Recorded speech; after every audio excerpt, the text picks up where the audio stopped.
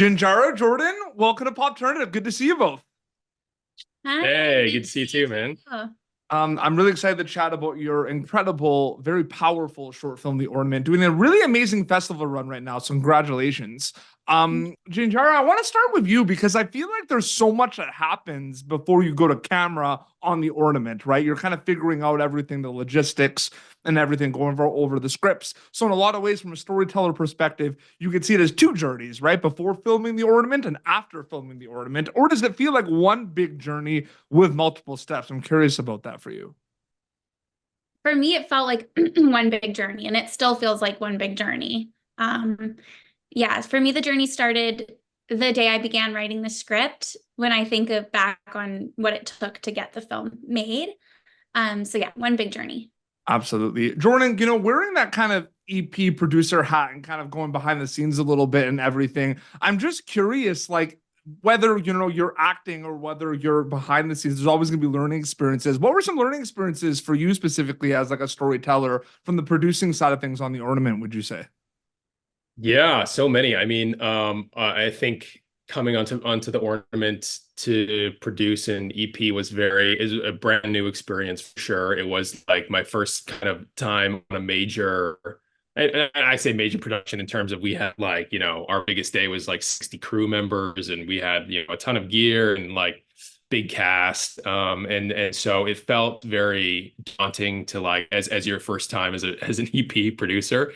But I think I learned a lot about the production side of things behind the scenes, whereas coming into it as an actor, I always say it's like it's great because you'll show up to set and then you're kind of coming in on the end of the creative process into the like filming process of things. And you come onto set and it's like you say your character's bedroom is all perfect and it's just like, yeah, my character would totally live here, but you don't really necessarily take into account the hard work and hours and days and months of like prep that it took to get this room to where it is so that you can walk on it and walk onto the set and feel like it's all natural and feels real, right?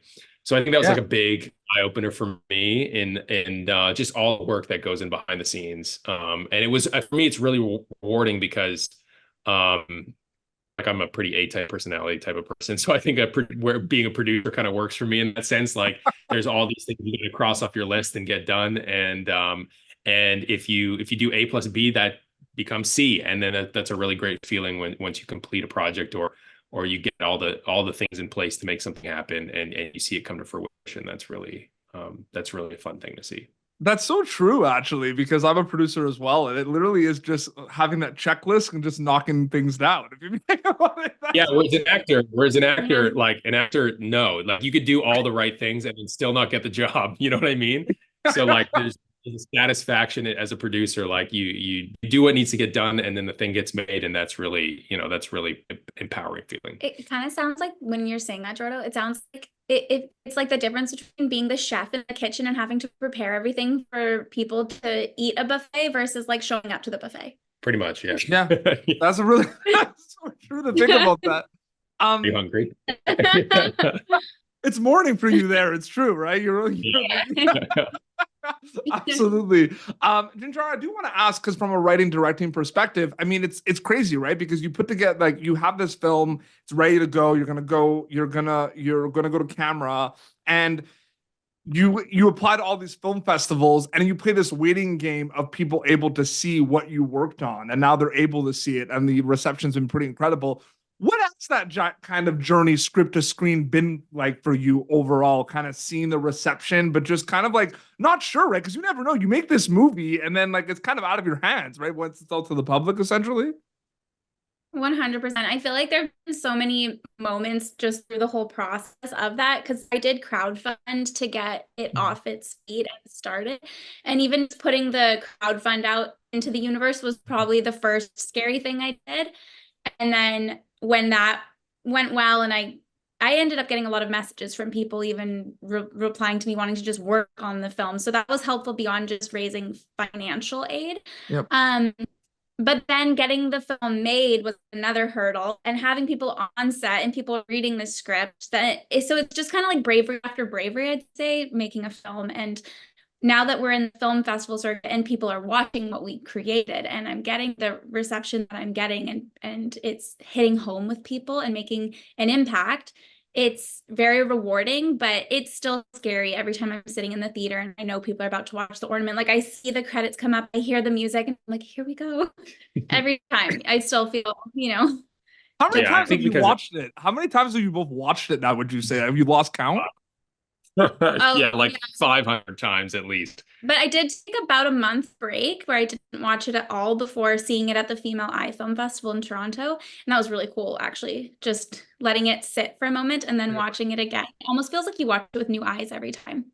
Yeah, no, absolutely. Different audiences too, right? I feel like that's also interesting with theater, right? With plays, like that always interests me too, where you have like a week of productions, but then it's going to be different show depending on the reactions of the audiences. I always thought that was interesting when I was stage crew for my high school productions, which is really interesting. I want to ask you both this. We'll start with Jordan, and then Jinjara, you can kind of give your thoughts. I find it interesting, right? Because as you're both of you are actors.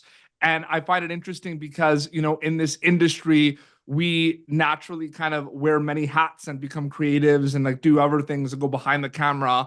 And I know for a fact, like not only yourselves, you had a lot of people that worked on The Ornament that are also actors as well. Sydney Scotia was a producer. You had Brendan Taylor on Firefly Lane, part of the set deck team, I believe. So you have like all these actors that are also going behind the scenes. For you, Jordan, like in terms of like not just acting, is that something that just kind of happened for you that you were like, okay, I got to do more than just acting? Or is it something that like was like pre-planned, so to speak? Like, I'm just curious about that.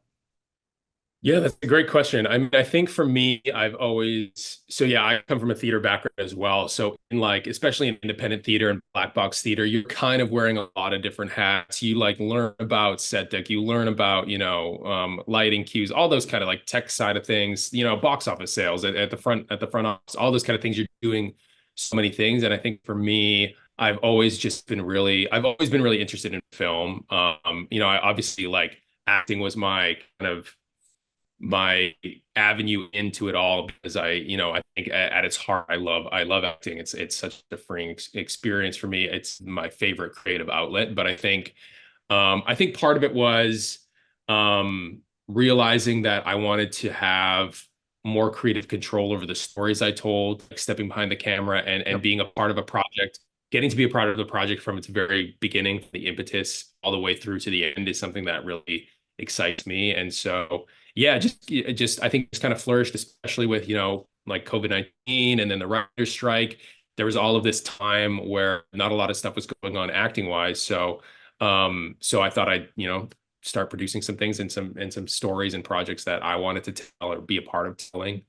And so that's kind of how that came about. And then yeah, we wanted to bring all our friends on board that, had worked on the producing side of things, or Brendan, who's an incredible like set designer, set decorator. And so he came on board, and that was such like a huge help to have like a friend that we knew come on board the project, and just someone so talented at that side of things as well.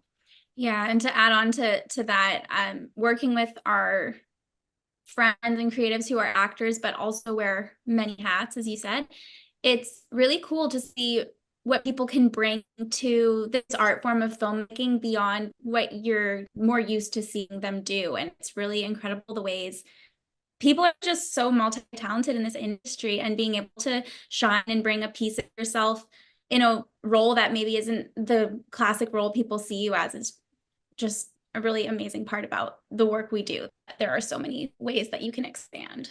100%. No, that's very well said. Now I have two specific questions, specifically one for Jordan and one specific for you, Jinjara. We'll start with Jordan. I mean, from an acting perspective, you work on so many different projects, you dive into all these different worlds. I'm just curious for you whether you can answer this from, a behind the scenes or an acting perspective. How separate are past projects versus kind of current projects or like future projects for you? Like, do you bring things from Riverdale or Nurses to something like The Ornament, like mindset wise, preparation wise, or are they completely separate after you wrap them? I'm curious about that. Yeah, that's a good question. I feel like there are definitely transferable skills, and it's kind of the same as if you're like, going job to job in the corporate world. Maybe I don't know. I've never worked in the corporate world, so I don't know. But there's obviously like transferable skills. Like I think like say going from a show like Riverdale to Nurses, there are things that I brought along, like my understanding of how to block a scene interestingly, or my understanding of um technical camera it's angles as an actor. But generally speaking, I feel like as an actor, I try to approach each new role with like as far as like the emotional integrity of a character. I try to approach each new role as a completely clean slate, as a blank canvas, and build sort of from nothing. But the technical kind of craft side of it, that always grows, and you always learn more from production to production. Maybe I'm from one production, I'm learning something from the DP I didn't know that I bring to the next one. Yep. And that kind of stuff. But then as far as like film production goes, on the behind the scenes side of things, like I take everything with me on that side. Like the more everything I learn from film to film helps me have a better grip on like problem solving and putting out fires. Just that the experience is so much more helpful. So, but as far as an actor on the creative side, it's very much like a clean slate every new role. 100%. No, that's so well said. And Jinjara, I'm just curious because this question has to do with acting, but it's more specifically with The Ornament. Very powerful short film, very powerful performances by Remy and Natalie. And I'm just curious because you're an actor, what are those conversations like with them in like director actor kind of conversations, knowing that you're also an actor, the processes? Like, I'm just curious what that was like for you specifically. Yeah, that's a really great question as well. For me, I was really lucky on this film because again, this is my debut film as a director. Well, congratulations about that, by the way. That's awesome. Thank you. So I'd say talking to my actors felt probably like the most natural piece of directing for me. Just I think because I have been on set, I have acted, and again because this is a very like close story to my heart. I was really fortunate to have my actors be really willing to have conversations with me where we went into deep places, where we spoke about things that maybe aren't always talked about on a film set. Like we really let our walls down, and we went into the nitty gritty, and we got down and dirty, and we did this all before we got to set, which I was so appreciative of, to my actors to give me their time.